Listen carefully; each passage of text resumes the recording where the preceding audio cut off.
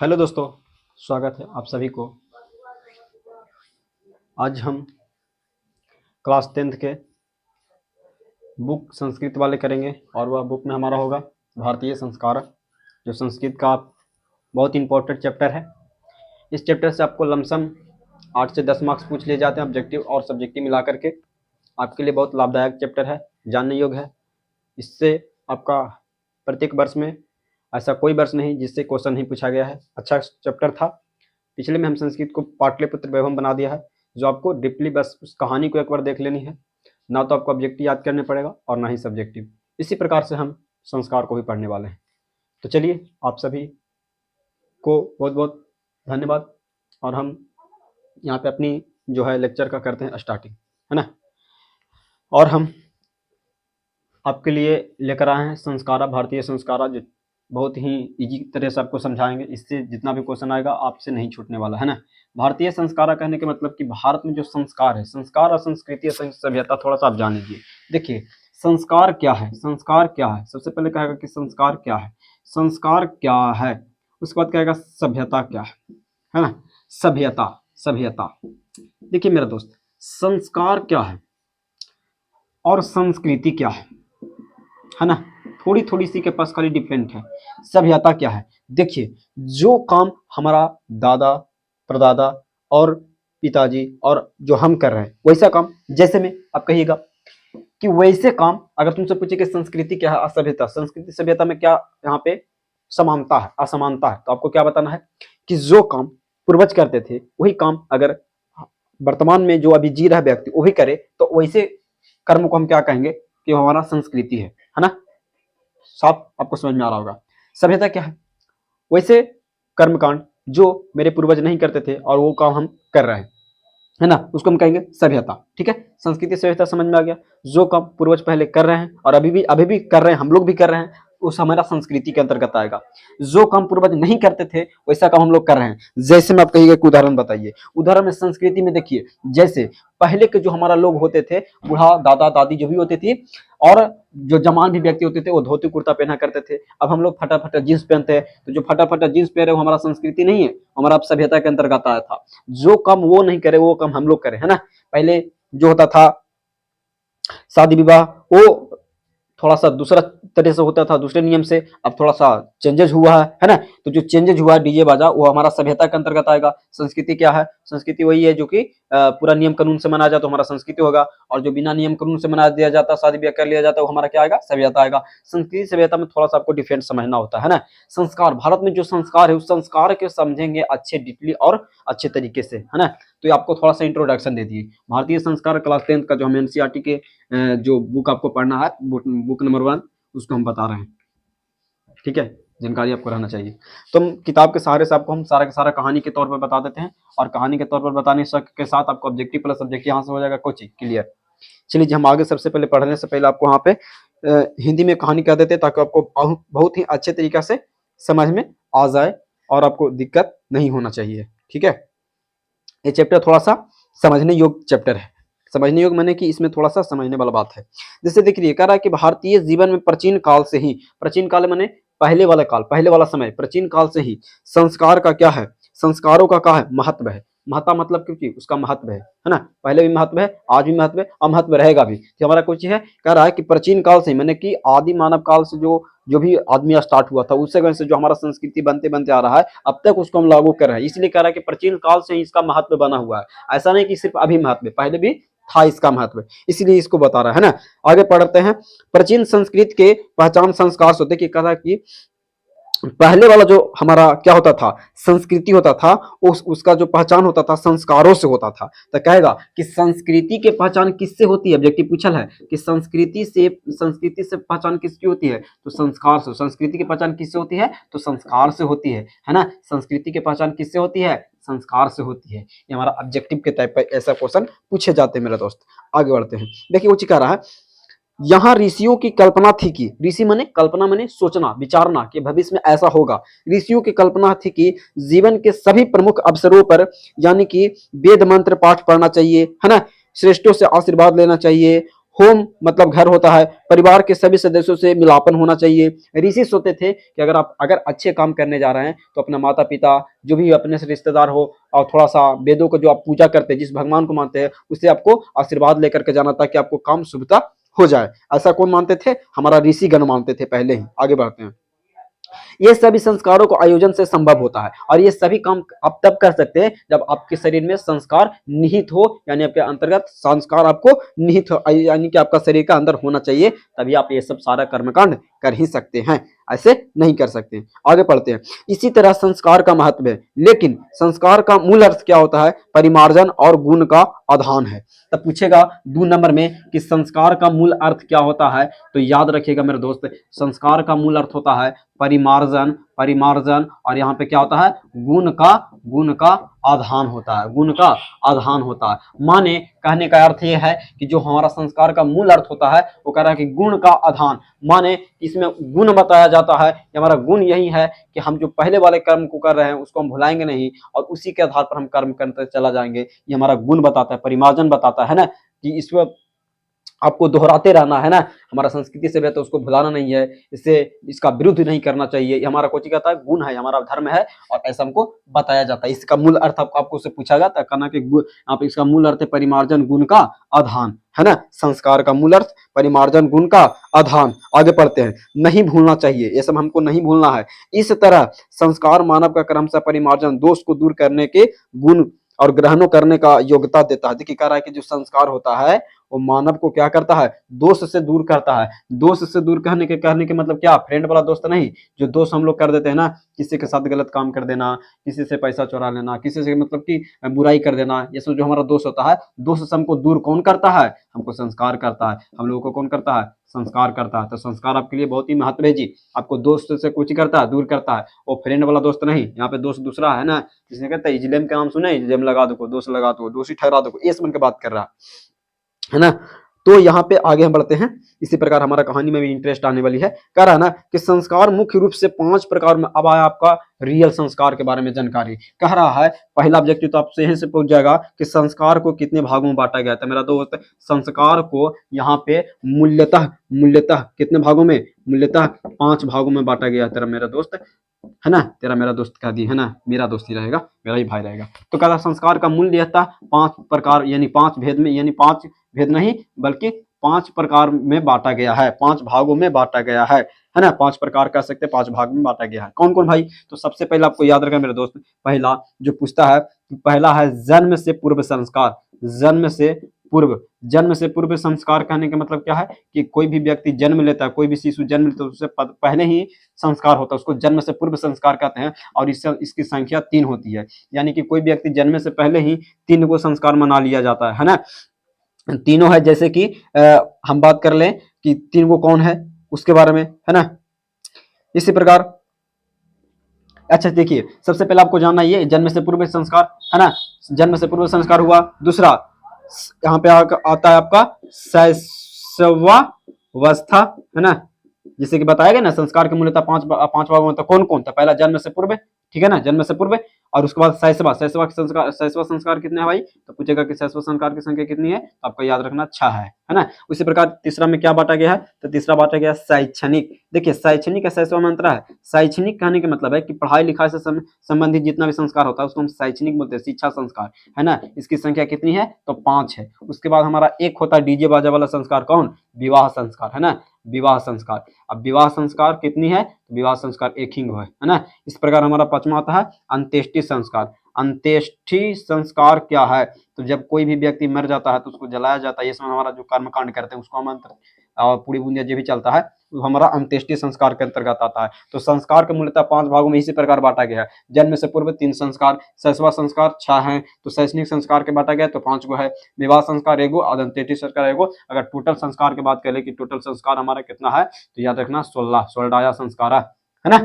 भारत में कितने संस्कार है? 16 गो, है ना। भारतीय संस्कार में 16 गो पढ़ना है। अब मेरा दोस्त सभी को जाना, जन्म से पूर्व 3 है तो कौन कौन है, शैशवावस्था में अगर 6 है तो कौन है, शैक्षणिक में 5 है तो कौन है, विवाह में कौची कौची कर्मकांड होता है, अंत्येष्टि में कौन कर्मकांड होता है, कर्मकांड कहने का मतलब कौन कौन सी विधि होती है, इसको हम आगे डिटेल में जानते हैं। कह रहा है कि इस तरह संस्कार हमारा 16 है, ठीक है ना। जन्म से संस्कार, जन्म से पूर्व जो हमारा था, जन्म से पूर्व यहाँ पे लिख देते हैं, जन्म से जन्म से पूर्व संस्कार माने पहले, पूर्व मतलब पहले, यानी कि जब कोई व्यक्ति जन्म नहीं लेता तो उससे पहले हमारा 3 गो संस्कार होता है, याद रखिएगा 3 गो। पहला होता है, याद रखिएगा, गर्भ धारण है ना। उसके बाद दूसरा संस्कार होता है यहाँ पे सीमंतो नयन है ना, सीमंतो नयन। उसके बाद इसी में एक आता है पुंसवन है ना, पुंसवन। ये तीनों संस्कार क्यों मनाया जाता है? तो जो आपको गर्भ में पल रहे बच्चे को यहाँ पे कुछ करने के लिए, संस्कार उसके अंदर निहित करने के लिए और उसकी सुरक्षा के लिए किया जाता है ना। अगर थोड़ा सा कोई पूछे कि जन्म से पहले जो 3 गो संस्कार होता है किस लिए होता है, तो उसके अंदर संस्कार निहित करने के लिए और सुरक्षा करने के लिए, यानी कि उसको कोई दिक्कत ना हो किसी प्रकार से, इसी के लिए हमारा क्यों संस्कार मनाया जाता है। तो 3 संस्कार पहले ही हो जाता है जब कोई शिशु जन्म लेने से पहला रहता है, गर्भ में रहता है ना। उसके बाद हमारा आता है जन्म के बाद, यानी कि शैशवावस्था में क्या होता है, शैशवावस्था में आपका, यानी कि जब कोई भी शिशु जन्म लेता है तो उसको शैशव बोलते हैं, शिशु बोलते हैं। इसमें 6 गो संस्कार होता है मेरे दोस्त। 6 के बाद सबसे पहला जो आता है वो क्या आता है, देखिए सबसे पहला जो हमारा संस्कार इसमें आता है वो आता है कौन सा, जात कर्म आता है। कौन कर्म आता है, जात कर्म आता है, याद रहेगा। जो हमारा शैशवा के बाद आता है, शैशवा के पहला जो आता है वो हमारा आता है जात कर्म, याद रहना आपको। यहाँ पे अच्छा, यहाँ पे कहानी के अनुसार चल रहा है मेरे दोस्त। अब देखिए इस जन्म से पूर्व की बात हम कर लिए, इसके बाद कहानी में जैसे जैसे आगे वैसे बात करेंगे, ठीक है ना, तो आपको समझने में ज्यादा दिक्कत नहीं होगा। जन्म से पूर्व संस्कार, गर्भधारण, पुंसवन, सीमंतों ने 3 संस्कार है जो आपको बताए हैं। यहाँ कहता है कि यहाँ गर्भ की रक्षा के लिए ये सब किया जाता है ना, कि बच्चों का संस्कार रोपण किया जाता है ताकि बच्चों के जीवन में संस्कार निहित रहे, ये सब के लिए किया जाता है। शैशव संस्कार कौन कौन है, 6 गो, याद रखिएगा। पहला है आपका जात कर्म। दूसरा आपको याद रखना है नामकरण। तीसरा जात कर्म, नामकरण, निष्क्रमण है ना। चौथा जो आपका है अन्नप्राशन है ना। 5वां जो है वो है चूड़ाकरण है ना। और हमारा जो 6ठा संस्कार है वो है कर्णवेद है ना। ये हमारा 6 गो संस्कार हो गया। अब आपको समझना ये सब संस्कार है क्या, आपको सबको समझा देते। देखिए जात कर्म क्या है, आपको मेरा दोस्त याद रखना जात कर्म। तो देखिए जब बच्चा जन्म लेता है, तो जब बच्चे को जन्म लेने की प्रक्रिया को हम कौन सी कहते हैं, जात कर्म कहते हैं। यानी जब बच्चे जन्म लेता है तो उसको क्या कहते हैं, जात कर्म कहते हैं, ठीक है। जन्म लेने की प्रक्रिया को क्या कहते हैं, जात कर्म कहते हैं। और जो बच्चे को जो नाम रखा जाता है उसी को नाम रखने की प्रक्रिया को क्या कहते हैं, तो नामकरण कहते हैं ना। अगर जन्म लिया तो उसको जात कर्म कहेंगे ना, अगर उसका नाम रखा है तो उसको नामकरण कहेंगे। निष्क्रमण क्या है, जब बच्चे जन्म लेता है और वह घर से जब पहली बार बाहर निकाला जाता है, यानी कि बच्चे को बाहर निकालने की प्रक्रिया को कोची कहते हैं। इसको अगर बच्चे को बाहर निकाले तो उसको कहेंगे कोची, निष्क्रमण। निष्क्रमण करने का मतलब है कि कोई भी चीज को निकालना। अगर बच्चे को निकाल रहे हैं तो हमारा निष्क्रमण संस्कार के अंतर्गत आएगा। अन्नप्राशन करने का मतलब मेरा दोस्त ये होता है कि जब भी शुरू अगर आप बच्चे को क्या किया जाता है, भोजन यानी कि अन्न को प्राशन किया जाता है, यानी अन्न खिलाया जाता है, तो इस प्रक्रिया को क्या कहते हैं, खिलाया जाता है। इस प्रक्रिया हमको कुछ कहते हैं, हम अन्न प्राशन कहते हैं। चूड़ा कर्ण क्या है और कर्णवेद क्या है, याद रखिएगा। चूड़ा कर्ण में आपको थोड़ा सा याद रखना है कि बच्चे के जब बाल कटता है ना, जब बच्चे को बड़ा, जैसे कि देखे होंगे गांव घर में बड़ा बाल बढ़ा देते हैं माता पिता, उसको फिर बाद में कटवाते हैं, तो ये चूड़ा कर्ण उसी के अंतर्गत आता है। यानी कि बाल को अगर काट रहे हैं तो बाल के काटना ही प्रक्रिया, काटने की प्रक्रिया को कुछ कहते हैं, चूड़ा कर्ण कहते हैं ना मेरे दोस्त। उसके बाद कर्णवेद क्या है, तो बच्चे के दोनों कान छेदने के, जैसे देखिएगा पहले इसमें संस्कार हमारे यहाँ निहित नहीं है, बहुत कम संस्कार माना जाता है, तो ये सब पहले होता था, ठीक है। प्राचीन में मध्य में होता, तो अब वो होता होगा। अभी हम लोग देख लीजिए कितना बहुत कम संस्कार फॉलो करते हैं। तो कर्णवेद में क्या होता है कि जो बच्चा होता था वो दोनों कान उसका छेद किया जाता था, पता का नहीं है ना। लड़की को तो जानते हैं, लेकिन लड़का को क्यों छेद किया जाता पता नहीं है ना, उसको भी कलमाली पे आ जाता है ना। तो देखिए कर्णवेद क्यों होता था, तो बच्चे के दोनों कानों को क्या किया जाता था, यहाँ पे छेद किया जाता था, है ना। काटी मार दो को, ऐसा नहीं था, छेद किया जाता, तो उसको हम कर्णवेद कहेंगे। तो सभी शैशव संस्कार आपको समझ में आ रहा है, छौन के छौन डिप्टी में समझ में आ रहा है। चलो ठीक है, इसके बाद हम आगे बढ़ते हैं। शैशव संस्कार का हमने सब अच्छे तरीके से जान लिया है ना। आगे बढ़ते हैं मेरा दोस्त। इसके बाद क्या रहा, हाँ हमने इसके बाद क्या रहा, देखिएगा कह रहा है कि शिक्षा संस्कार जो 5 गो है इसके बारे में हम जानेंगे। हमारा शिक्षा संस्कार है, शिक्षा संस्कार का है या शैक्षणिक संस्कार का है। इसकी संख्या कितनी है भाई, इसकी संख्या 5 है। अब 5 है तो कौन कौन 5 है, वो पांचों को हम बारीकियल तरह से समझने वाला है। देखिए पहला हमारा जो है वो है अक्षरारंभ, अक्षरारंभ, ठीक है। पहला संस्कार है अक्षरारंभ। दूसरा है उपनयन, दूसरा कुछ है उपनयन, तीसरा जो संस्कार है वो है बेदारंभ, बेदारंभ। उसके बाद चौथा जो हमारा संस्कार है वो बेदारंभ के बाद है केशपन, या तो इसको इसी के हम एक नाम अभियाव है केशांत, ठीक है ना, केशपन का है या तो फिर केशांत का, एक ही है। और जो हमारा पांचवा है वो है समावर्तन, यह क्या है, समावर्तन, ठीक है। अब सबको जानेंगे क्या है केशांत, क्या ये क्या है। अक्षरारंभ, देखिए जब भी बालक पढ़ने जाता है गुरु के यहाँ पहली बार, तो जो उसके अक्षर या अक्षर और बोलने और लिखने की जो यहाँ पे प्रक्रिया सिखाई जाती है उसको हम अक्षरारंभ के अंतर्गत रखते हैं। अक्षर को लिखने और बोलने की प्रक्रिया को सबसे पहले सिखाया जाता है। कोई भी गुरु कहीं शिष्य जाता है पढ़ने तो सबसे पहले यही बताया जाता है। उपनयन क्या है मेरा दोस्त, उपनयन के समय ना जब कहता है कि जब माता पिता अपने बच्चे को गुरु के हाथों में सौंप देते थे, है ना, तो उस समय क्या होता था कि पैतृक मतलब माता पिता का दायित्व संस्कार थे कि गुरु के आश्रय में नियमों का पालन करना अनिवार्य होता था, है ना। मतलब कहने का यह है कि जब माता पिता गुरु के हाथों में अपने बालक को सौंप देते थे तो बालक का यह कर्म होता था कि जो हमारा शिष्य यानी कि जो हम शिष्य हैं और हमारा जो गुरु जो भी नियम बनाए उसको पालन करेंगे। तो क्या यहाँ पे होगा उपनयन में कि गुरु के नियमों को पालन करना, है ना। गुरु के क्या होता था, कुछ ना कुछ नियम कानून होता था, उसको पालन करना कौची कहलाता था, उपनयन कहलाता था। उसके बाद कह रहा बेदाराम, देखिए क्या होता था कि जब सबसे पहले वहां पे जाया जाता था तो अपने गुरु जो होते थे शिष्य को क्या कहते थे, गुरु जो थे वो शिष्य को वेद के क्या करते थे, ज्ञान देते थे, इसीलिए इसको बेदाराम संस्कार कहा गया। केशापन और केशान संस्कार क्या है, देखिए मेरा दोस्त कह रहा है कि जब भी गुरु के यहाँ शिष्य कोई भी जाता था तो उसको मुंडन किया जाता था। मुंडन करने का मेरा क्या है मेरा दोस्त कि उसको बाल को छिलाया जाता था, और इसी प्रक्रिया को हम यहाँ पे क्या कहते थे, केशांत संस्कार कहते थे। यानी बाल को क्या कहा जाता था, काट दिया जाता था, है ना, बेलचेट कर दिया जाता था, उसको कहते थे केशापन या केशांत संस्कार। उसके बाद क्या समावर्तन संस्कार क्या है, ये शैक्षणिक संस्कार का लास्ट संस्कार होता है, और इसी संस्कार के बाद में पूछेगा कि कौन सी संस्कार के पश्चात जो होता है जो शिष्य होता था वो विवाह संस्कार में पहुंचता था, तो समावर्तन संस्कार के बाद वो विवाह संस्कार के अंतर्गत में प्रवेश कर जाता था। तो समावर्तन संस्कार के अंतर्गत क्या बताते थे गुरुजी, तो समावर्तन संस्कार में गुरुजी बताते थे कि भाई अध्ययन करना, है ना, धर्म के पालन करना, अच्छे काम करना, बुरा काम नहीं करना, है ना, अपनी सच्चाई पर चलना, सच्चाई के मार्ग पर चलना, ये सब बताते थे समावर्तन संस्कार के अंतर्गत। और उपदेश देकर के गुरु अपने जो होता था शिष्य को घर चला देते थे, और उस समय उसके माता पिता अपने जो होता है गृहस्थ संस्कार यानी विवाह संस्कार के अंतर्गत प्रवेश कर जाते थे। तो आपको सारा का सारा संस्कार समझ में आ रहा होगा अच्छे तरीके से। तो मेरा दोस्त अभी हम थोड़ा सा एजा पढ़ी कर लेते सफाइया, ताकि आपको समझ में आवे बढ़िया से भैया। चलिए जी इसको हम बढ़िया से कर लेते हैं। तो आप यहाँ पे देख सकते हैं शिक्षा संस्कार तक हम लोग अच्छे तरीके से समझ चुके हैं, एकदम देरी से धीरे धीरे, ताकि आपको एक भी संस्कार से कोई भी डाउट न रह जाए, इसलिए। इसके बाद हमारा देख लीजिए जो हमारा चौथा संस्कार का वर्गीकरण था, हमारा क्या था, तो आप कहिएगा कि विवाह संस्कार था, है ना। विवाह संस्कार को यहाँ पे गृहस्थ संस्कार भी कहा जाता है। गृहस्थ संस्कार इसलिए कहा जाता है मेरा दोस्त कि यहीं से कोई भी शिष्य गृहस्थ जीवन में प्रवेश करता था, यानी करता है या तो करता था, अभी भी कर रहा है ना। यानी कि विवाह के बाद ही कोई खेती बाड़ी जब काम करने लगता था तो उसको गृहस्थ संस्कार कहते थे। और पूछेगा कि सबसे पवित्र संस्कार किसे माना गया है, तो यहाँ से सबसे पवित्र जो संस्कार है वो सबसे पवित्र संस्कार किसे माना गया है, तो विवाह संस्कार को सबसे पवित्र संस्कार माना गया है ना। इसे हम किताब के अनुसार थोड़ा सा आगे चलते हैं, किसकी कुछ बताएगा। करा कि शिक्षा संस्कार अक्षरारंभ, उपनयन, बेदारंभ, केशपन और समावर्तन संस्कार की कल्पना, तो आपको हम बता दिए।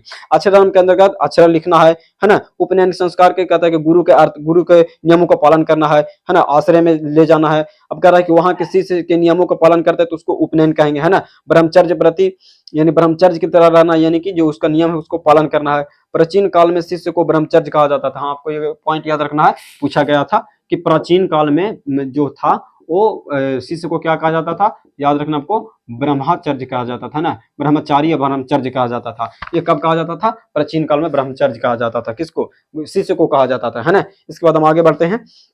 ब्रह्मचर्य कहा जाता, गुरु के आश्रय में ही शिष्य सर्वप्रथम वेदारंभ है, वेद के बारे में जानते थे, इसलिए इसको वेदारंभ संस्कार जो शैक्षणिक संस्कार के अंतर्गत आता है मेरे दोस्त।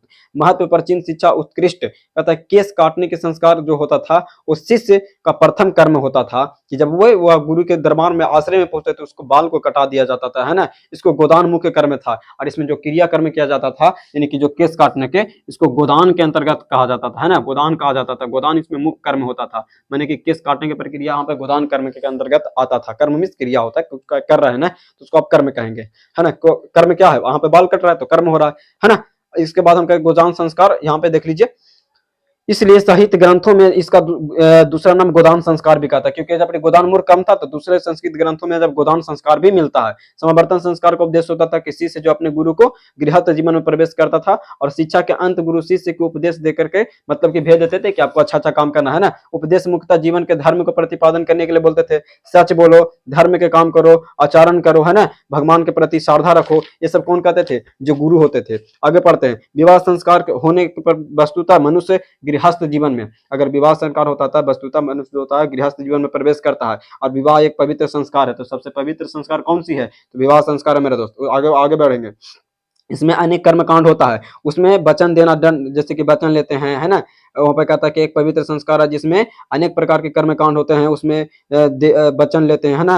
वर वधु के पक्ष होते हैं, स्वागत होते हैं, वर वधु का स्वागत होते हैं, है ना। गाना ये भी बजता है। देखिए, पानी ग्रहण, लाजा होम, सप्तपदी पूछ दिया गया ऑब्जेक्टिव में। सप्तपदी किस संस्कार के अंतर्गत आता है? लाजा होम किस संस्कार के अंतर्गत आता है ना। पानी ग्रहण, इसमें तीनों ऑब्जेक्टिव पूछल है, तीनों शब्द से लेकर के, तो सब विवाह संस्कार के अंतर्गत ही है। सिंदूर दान किस संस्कार में होता है? सिंदूर कब दान होता है? शादी विवाह में होता है। सर्वत्र समान, मतलब कि सभी सभी, सर्वत्र मैंने सभी, मतलब समान रूप से विवाह संस्कार में आयोजित होता है। सबसे पवित्र संस्कार, सबसे शुद्ध संस्कार जो भी कहिए, सब हमारा विवाह संस्कार के अंतर्गत आएगा मेरे दोस्त। चलिए आगे बढ़ते हैं। कह रहा है कि इसके बाद को क्या होता है? अगर आदि बहुत सारा कर्मकांड होता है शादी में, है ना, आप जानते भी है। संस्कार पुनः प्रारंभ होकर जीवन चक्र घुमाता है। मृत्यु के पश्चात सब अग्नि के जलाने का संस्कार, जो अगर कोई भी व्यक्ति मर जाता है तो उसको जो मतलब शरीर होता है उसको ले जा करके दफनाया तो जलाया जाता है। तो यहाँ पे हम लोग हिंदू धर्म में जलाया जाता है। तो अगर जलाया जाने की प्रक्रिया को कोची कहते थे? यहाँ पे भारतीय संस्कार में दर्शन का संस्कार एक महत्वपूर्ण अंग है, और बोलते थे कि मृत्यु हो जाता है कोई भी व्यक्ति को, तो एक हमारा जो लास्ट आता है, सबसे पांचवा संस्कार का वर्गीकरण यहाँ पे क्या था? हमारा लास्ट आता था, वो आता था अंत्येष्टि संस्कार। जो क्या होता था, इसमें कोई भी अगर मान लो कि व्यक्ति का मौत हो जाता है, मृत्यु हो जाता है, इसको जो शरीर को होता है वो क्या किया जाता है? अग्नि में क्या किया जाता है? जलाया जाता है। और जब जलाया जाता है तो इसी जो भी संस्कार इसके अंतर्गत होता है उसको किसमें अंतर्गत रखा जाता है? अंत्येष्टि संस्कार के अंतर्गत रखा जाता है मेरे दोस्त। आपसे ऑब्जेक्टिव भी पूछेंगे और सब्जेक्टिव भी पूछेंगे तो आपसे बन जाएगा, है ना। आप सब बता दें। क्या संस्कार का वर्णन करें तो ये सुन वाला बात लिख देना है। शैक्षणिक का वर्णन करें तो ये वाला बात लिख देना है। अगर पूछेगा विवाह संस्कार का वर्णन करें तो बोलिएगा कि यह 16 संस्कार में एक पवित्र संस्कार कौन है? विवाह संस्कार है ना। इसमें अनेक कर्म कांड होता है, लाजा होम, पानी ग्रहण, सप्तपदी, सिंदूर दानम, है ना।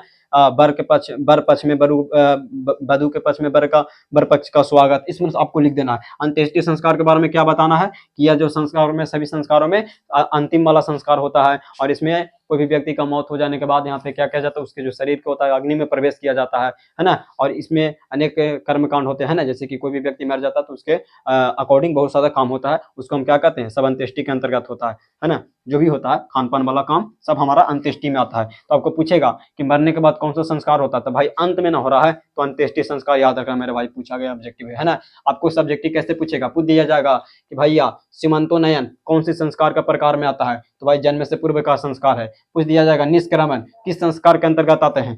शैशवा, जन्म से पूर्व, शिक्षा, या तो फिर यहाँ पे इधर दे देगा अग्नि, है ना। अग्नि में प्रवाहित करने वाला, तो अग्नि में प्रवाहित किसको किया जाता है? आदमी को प्रवाहित किया जाता है। मर जाता है कोई भी व्यक्ति तो यहाँ पे अंत्येष्टि के अंतर्गत आएगा। दे दिया जाएगा। बताइए चूड़ाकरण का अर्थ क्या होता है? जब बाल काटा जाता है तो उसको चूड़ाकरण कहते हैं ना। अन्नप्राशन, जब बच्चे को पहला बार अन्न को प्रवेश किया जाता है उसके में, तो उसको हम अन्नप्राशन कहते हैं, है ना मेरा दोस्त। इस प्रकार आपको देख रहे होंगे हमने संस्कार को अच्छे तरीके से समझ लिया। यहाँ पे आपको ना तो ऑब्जेक्टिव याद करने की दिक्कत होगा, ना ही सब्जेक्टिव। भारतीय संस्कार पूछेगा भारत में कितनी संस्कार है? याद रखना 16 को संस्कार है। 16 को कितने भागों में बांटा गया है? तो 5 भागों में। कौन कौन? तो सबसे पहला आपको याद रखना जन्म से पूर्व, पहला हो गया जन्म से पूर्व, दूसरा हो गया, है ना, जन्म से पूर्व कहने का मतलब जन्म से पूर्व और जन्म के एक बात हुआ जो शैशव संस्कार कहते हैं। तीसरा हो गया शैक्षणिक संस्कार, चौथा विवाह संस्कार, पांचवा जो हमारा पे हो गया अंत्येष्टि संस्कार। अगर संस्कार की संख्या पूछेगा ना मेरा दोस्त तो 16 बताना है। संस्कार के प्रकार पूछेगा तो 5 को बताना है। क्लियर है?